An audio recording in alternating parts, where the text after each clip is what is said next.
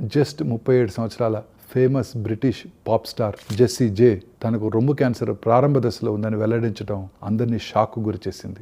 చిన్న కంట్రీ అయిన ఇంగ్లాండ్లో ఏటా 50 ఏళ్లలోపు దాదాపు 10 నుంచి 12 వేల మంది మహిళలు బ్రెస్ట్ క్యాన్సర్తో బాధపడుతున్న సమయంలో ఆమె చేసిన ప్రకటన యంగ్ విమెన్లో ముందుగానే స్క్రీనింగ్ మరియు అవగాహన యొక్క ప్రాముఖ్యతను నొక్కి చెబుతోంది. ఇక రొమ్ము క్యాన్సర్ విషయానికి వస్తే గడ్డ రావటం మొదటి సంకేతం. చాలా మందికి ఈ క్యాన్సర్ కారణమయ్యే చిన్నపాటి లక్షణాల పరిస్థితులు తీవ్రమయ్యే వరకు తెలియకపోవచ్చు. కానీ వాటిని తెలుసుకోవడం వల్ల, సకాలంలో చికిత్స తీసుకోవడం వల్ల ప్రాణాలు కాపాడుకోవచ్చు. చర్మం ఎరుపు రంగులోకి మారడం లేదా గట్టిపట్టడం వంటి మార్పులు ఇన్ఫ్లమేటరీ బ్రెస్ట్ క్యాన్సర్ని సూచిస్తుంది.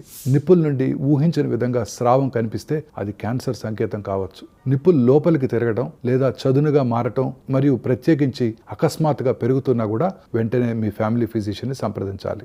రొమ్ము నొప్పి తరచూ హార్మోన్ మార్పులతో ముడిపడి ఉంటుంది. కానీ ఒక నిర్దిష్టమైన ప్రాంతంలో తరచుగా నొప్పి వస్తుంటే అది లోపల కణితికి సంకేతం కావచ్చు. తగినంత విశ్రాంతి తీసుకున్నా కూడా బాగా అలసిపోయినట్టు అనిపించడం రొమ్ము క్యాన్సర్ ప్రారంభ సంకేతం కావచ్చు. ఒక రొమ్ము పరిమాణంలో లేదా ఆకారంలో గుర్తించదగిన మార్పు అది అకస్మాత్తుగా కనిపిస్తే అది డెఫినెట్గా క్యాన్సర్కి సంకేతం కావచ్చు.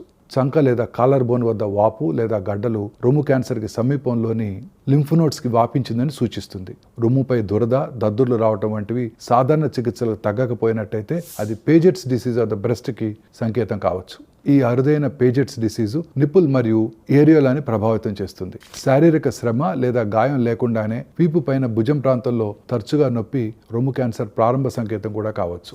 అకస్మాత్తుగా బరువు తగ్గిపోవటం బ్రెస్ట్ క్యాన్సర్ లేదా ఇతర క్యాన్సర్లు కూడా సంకేతం కావచ్చు. ఈ లక్షణాలు కనిపిస్తే తక్షణం వైద్యుడిని సంప్రదించాలి. సకాలంలో వైద్యం ప్రాణాలను కాపాడుతుంది.